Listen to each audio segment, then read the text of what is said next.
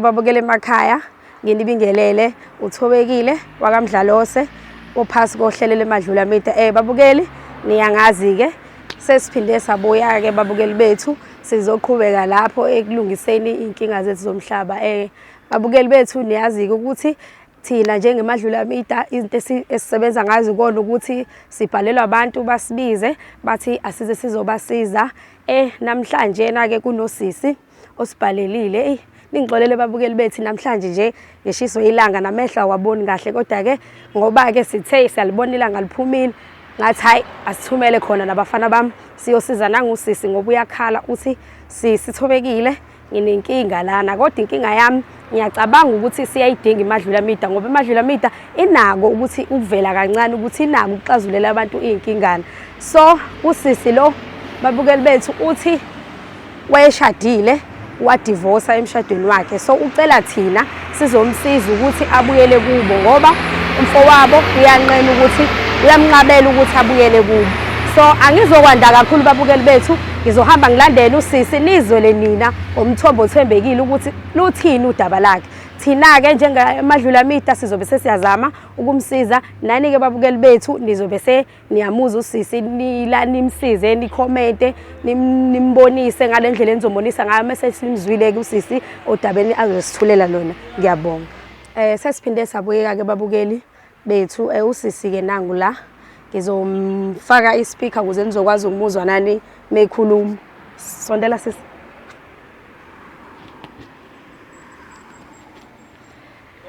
Sawubona unjani? Siyaphila sesinjani? Saphila. uThobekile Mdlalose lo wokumadlula mida. Siyakwamukela ohlelweni lethu lemadlula mida. Siyabonga ukuthi osukwini namhlanje sizisagcina sakwazi ukufika kuwena. Ngizocela ubingelela ababukeli bethu uzazise kubona ukuthi ubani bese uyabachazela ababukeli bethu ukuthi kungani sisithini namhlanje la. Ngiyanibingelela ababukeli emakhaya. Cela ubheke. Ngiyanibingelela ababukeli emakhaya. Igama lami nguNomusa Ngwamkhize. Ngibhalele emadlula media ukuze bangisize. Bengikade ngishadile ngiyinxushunxushe ngibe nazo nomyeni wami sagcina sesidivosa-ke. Manje isifiso sami ukuthi ngibuyele ekhaya, ekhaya emzini wabazali bethu nobhuti wami. Nginawo ubhuti, abazali abasekho emhlabeni sebadlula, khona ubhuti. So bengifisa ukubuyela ekhaya ngoba anginayo enye indawo engizoya kuyona. Manje ubhuti hayi uthi cha. Okay sis. Bengisacela nje ukubuza bandla le uthi ubukade ushadile ngokusho kwakho. Okay. Emshadweni wakho yini eyenzeke nagcina senihlukene nomkhwenyana? Ngixolisa ukubuza. Umkhwenyana sisubese nezinto eziningi azenzayo. Ubese ephuza kakhulu utshwala, abuye abe violent mesebuye ematshwaleni akhe. Ngabothi hayi ake ngivele ngiyeke phansi nje ngoba kushuthi ngozofa phela ngelinye ilanga.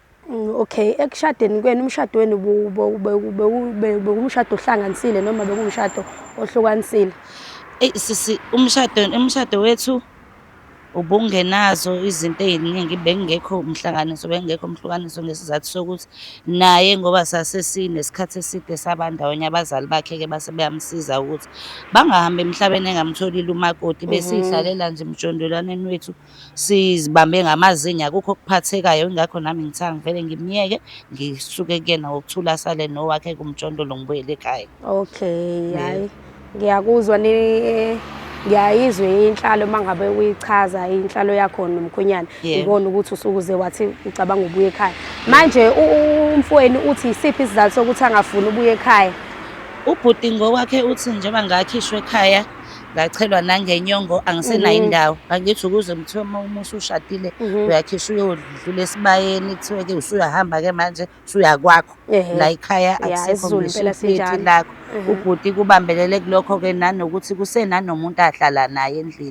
Kusho ukuthi usuthi usenomuntu wakhe, sho ukuthi ngowakhe na mhlawumbe ubothi mina ngizophazamisa, kanti cha mina sisindizele ngokuthula nje kokuthi angisenayo indawo la ngizophephela khona. Kodwa uke wacabanga mhlawumbe ukuthi ungabuyela ekhaya uyitholele nje indawana yakho uzakhele lapho uhlale khona nezingane zakho? Okwamanje sisi isimo sami besingakabi right.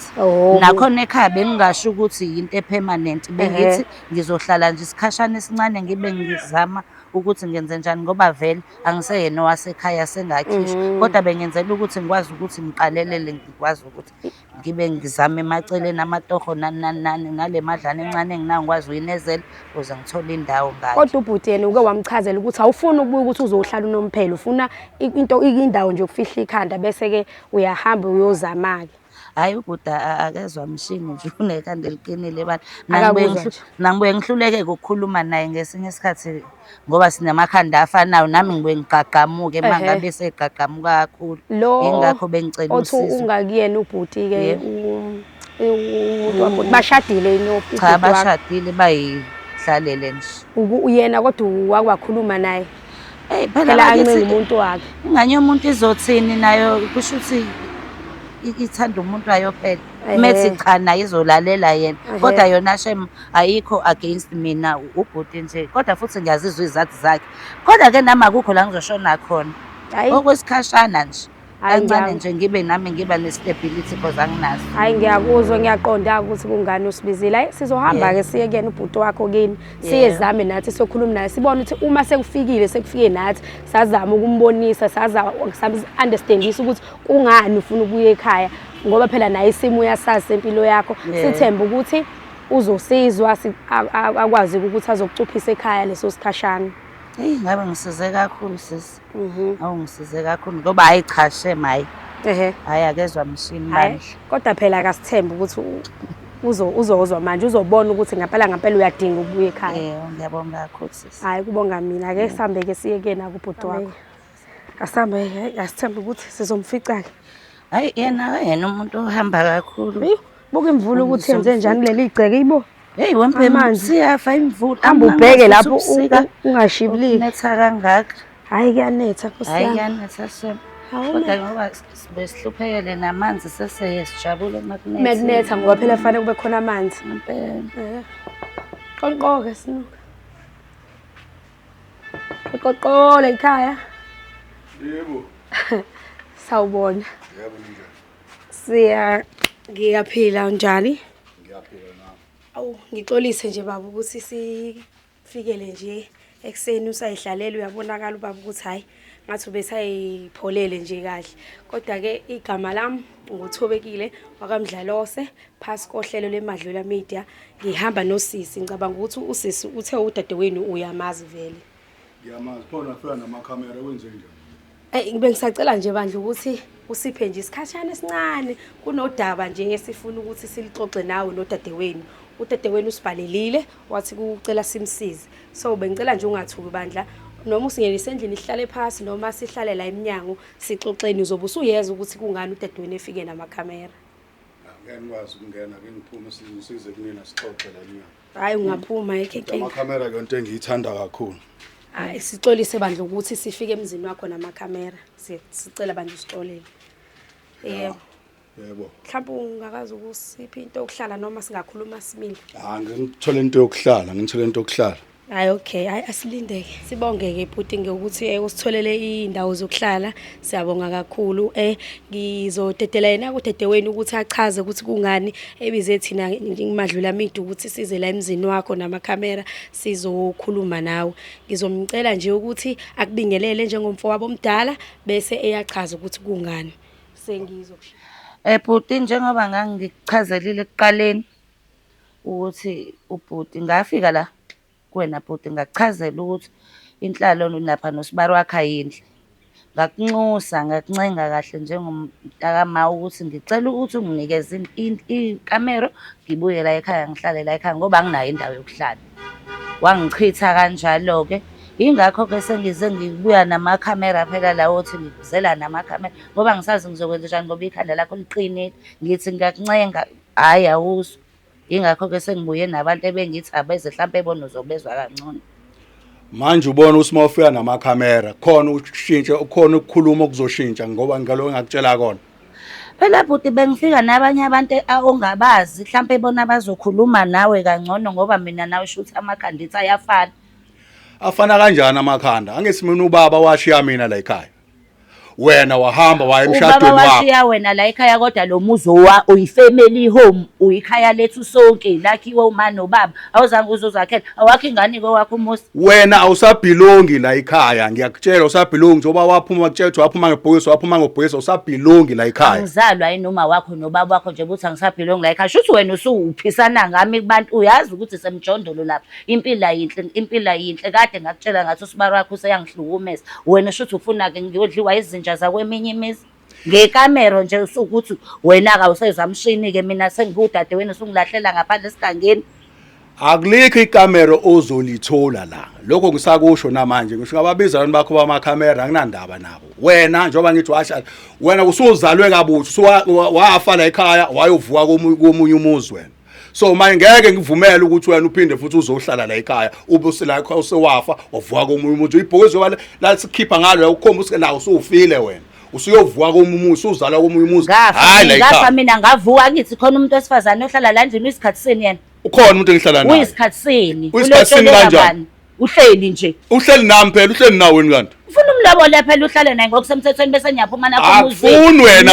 Umuzi kababa noma ngeke uzungicishe indawo emzini kababa noma. Akufuni wena ukuthi ngihleli nobani kanjani la wena hamba uyohlala lapha la wendela khona. Iloko ngakutshela wona mina akukho okunye. Hayi ke shuthi ke bhuti lebhokisi othi ngangizophuma ngalo lapha emjondolo lona ke ngizophuma ngalo la ekhaya usuzwa ngani ngizokuthandayo ngoba mina ngiyakutshela ukuthi ngiyabuya ngiza la ekhaya ngizohlala la emzini kamani nobaba ukuthi ngenda ngenze njani ngathela ngenyongo yakabantu inyongo usekuyababa ke leyo nyongo engathelwa ngayo ngibuyile nje ngizela ekhaya.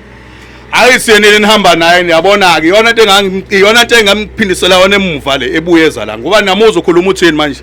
Ilokudelela kwakho kadala ukuthi mina ngize ngiphinde ngimenzele nama uyadelela la imina khale samcathula ubaba noma washiya mina la wena hayi ngoba ngikudelela bafo ngikutshela iqiniso ukuthi vele iqiniso liyababa likaze laba mnandi ngikutshela iqiniso wena nje mangase uhambe manje uyokwakha umuzi wakho lo hleli naye la afika akuxoshe ubuye uze la ekhaya mina nginayo imvume yokukuxosha ngoba ngafuna ngikwamukele njengomntakama ngikusula amanxebo wena unikela ngami wena. Anginikeli ngawe wena wayikhethela umkhonyana wakhe mina ngingasebenzana naye. Ngisamsandike phela manje umkhonyana sengiyabuya ngizikhaya. Hamba ke uhlala naye ke lapho emjondolo. Akazi nithi nihlala emjondolo. Hamba uhlala naye emjondolo lapho. Akhona emjondolo. Mina shema ngisazi kodwa engikutshela kona ukuthi angiyindawo la ekhaya ngihleli. Uzohlala ngenkani? Yebo. Hamba mbiza amaphoyisa ungikhiphe ngawo ke la. Ngeke ngibiza amaphoyisa, ngeke ngibiza ukukhipha ke gate ngikhi gate lapha kuphela ngeke ngeke. Ngeke nje kwazi. Ngiyabona ukuthi imoya yeni phezulu akekho ufuna ukwehlela ngezansi. Usisi njengoba ke bize thina nje uMadlula Amidu befuna ukuthi sizikwazi uzoxazulula udaba. Ngiyabona ukuthi namanje nisaxabana. Bhuti ngenhlonipho nje ngokukhulu ukuhlonipha bengicela abantu ukuthi usisi wakho umbuyisele ekhaya ahlale ngoba sithe sikhuluma naye wathi akazile ukuzohlala unomphela ufuna nje ukufihla ikhanda.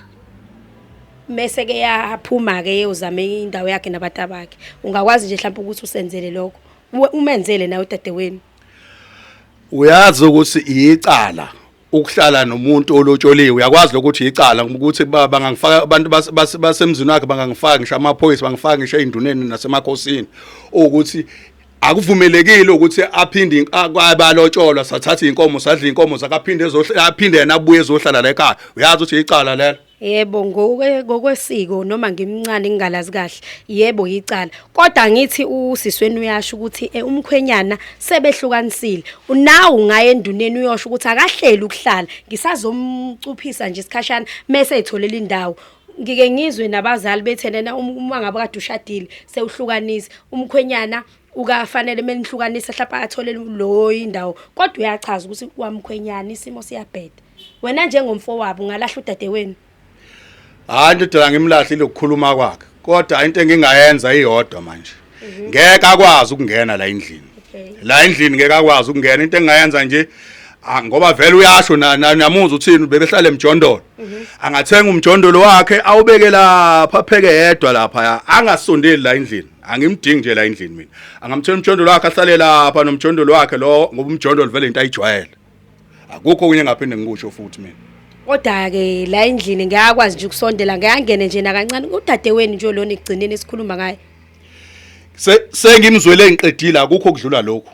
Akukho kudlula lokhu la ngeke azasondele ngcono bebemfica abasemzini wakhe bamfica ehlele emjondolo lapha bangezi kumina la endlini bethi ngihleli kanjani ngihleli nezinkomo zabo ngihleli nodade wethu kuzosusa umsindo lokho usisi wakho nabatwana bona abatwana bazovumeleka kuphela ungena ke endlini ngoba fanele sithi mesihamba la sazi ukuthi inhlalweni izosala kanjani nihlale kanjani nosisi wakho ngoba usuyavuma ukuthi uzoyibeka indlu njoba ngithi kwangane zakhe nje hayi hlale nazo lapha emjondolo wakhe lazo wakhe hayi la endlini nje angifuni ngiright nje wangihleli la angifuni futhi umuntu ozongiphazamisa ngalokho ngicathi inkulumo yami ngiyayiqeda manje mehlulo yilo kwenza lo mjondolo lo angisahlangani naloko manje hayi okay ngiyezwa ngisacela ukubuza nawe sicela ukubuza ukuthi nena ngesikhathi usuqala usuhlukanisa nomnyeni kodwa yena ke umfowenu ubuke wambikela Sisi ubhuti bengifika ngimbikele ukuthi usibari wakhe uyangihlukumeza. Hayi shame yena ubeya kuyena akhulume naye athi ngeke aphinde okugcina. Sesizohlukanisa nje ngafika ngambikela ubhuti ngathi bhuti sengiyahlukanisa manje wathi ubhuti akazi ke lapho isinqumo sami leso yena kodwa akahlangani nento ezama divorce ngoba akayazi divorce isho ukuthini ngahamba ke nga divorce yakhe.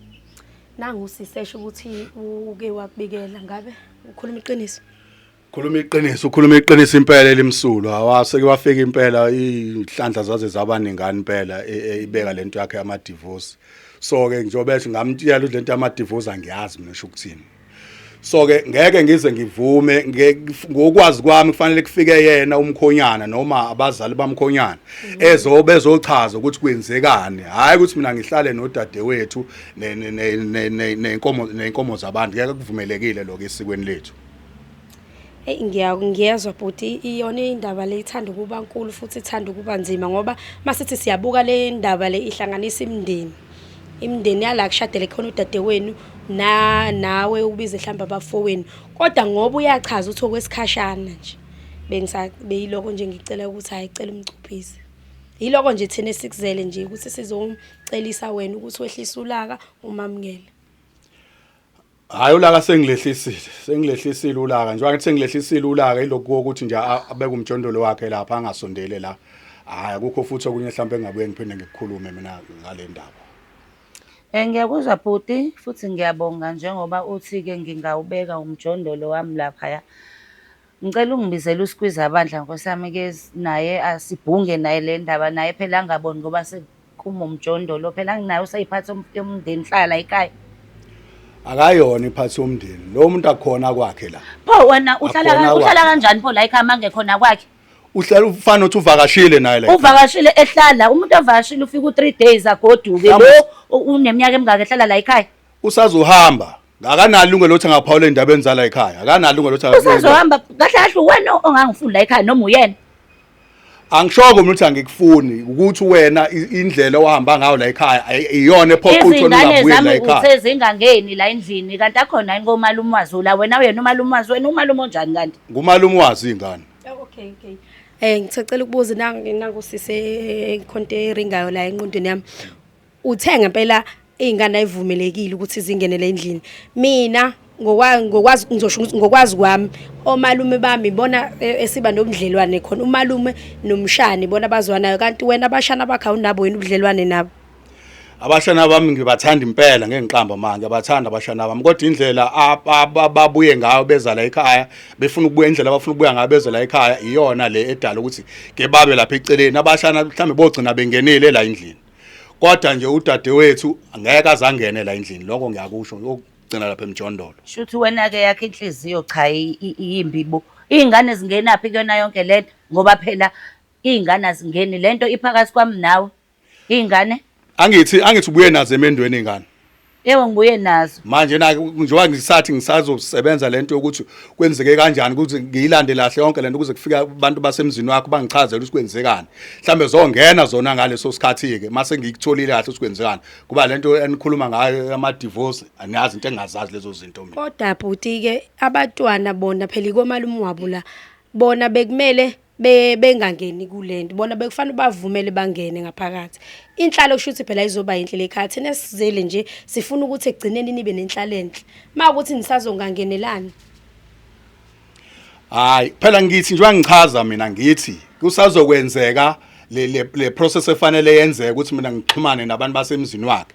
Okay, abashana bami bokwazi ukungena la endlini. Mase sebengichazile abasemzini wakhe usikwenzekani. Yayibo lonto leyo. Ngeke ngize ngivume ukuthi bazongena la ngoba nabo kuyicala phela nje kwalotshola unina nje nabo bakhokhelwa zonke izinto zabo zibhilonga lapha kubo kwabo. Esithi phela ngithi sikhuluma ngengane la. Yeah. Iphume lapha emjondolo uma usewubekile. Izongena le ndlini uzoyixosha. Ya kona ngeke ngize ngiyixoshe phela mayisike yangena kodwa ngisho ukuthi nazo ukungena zingayingena kodwa athi zilale la endlini zizolala noma wazo lapha emjondolo. Ingane nje ingene le ndlini ithi ngimalume ngicela ukulala ekamereni la gogo. Kokwenzeka lokho uma kuukuthi sengiyenzile into ekithi ngifuna ukuyikhuluma nabantu bakubo kwazo. Ngeke akukho okunye ngabuye kwenzeke ingakenzeki lokho isiko liyayiphika lonto. Hayi ngiyakuzwa bhuti kodwa angikho manje emasikweni ngisamncane ngazi kodwa meziya ngasebashaneni bandla ngicela ukuthi uthambise istilopho nakusisi futhi usithambise nibe nobudlelwane yize uzolungisa ngalendlela othi uzolungisa ngayo kodwa ubudlelwane bube bukhona la ekhaya ngoba egcineni udadewenu. Ya kona mawusuyikhuluma lento nami phela uNembeza usuyangishaya manje angifuni ukuqamba amanga indlela oyibeka ngayo ngiyayizwa hayi sengiyayibona usichabe ngenza iphutha. Abashana balungile bazofika bazolala la endlini kumina akunankinga uma wabo ahlale lapha emjondolo ngoba ngifuna agcine sezofuna ukuzoshaya umthetho la ekhaya ngifuni nje into engayifuni leyo. Yebo. Ya hayi lokho engakusho kwamanje. Okay. Osisi. Ngiyabonga mntababa noma ngizohlala emjondolo nje umjondolo uyashisa phela makushisa makubanda uyabanda mpimo.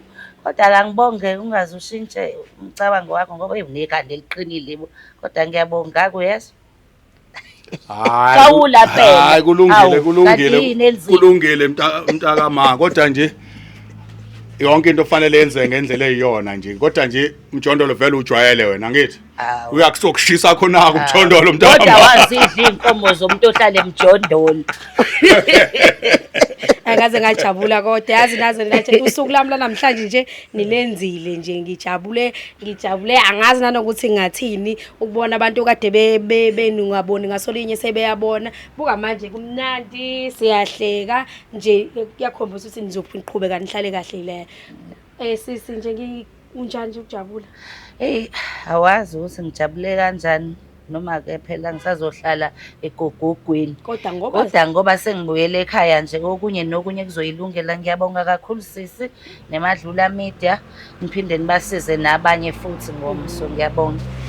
Hayi siyabonga ababukeli bethu ngicabanga ukuthi niyabona sesifikile esiphethweni sodaba lethu and siyabona kuphethe kahle usisi uyitholile indawo yongena nabashane kade sibalwela umalume ugcinile evumile ukuthi bazongena endlini yagogo kube mnandi le ekhaya siyabonga nje kakhulu.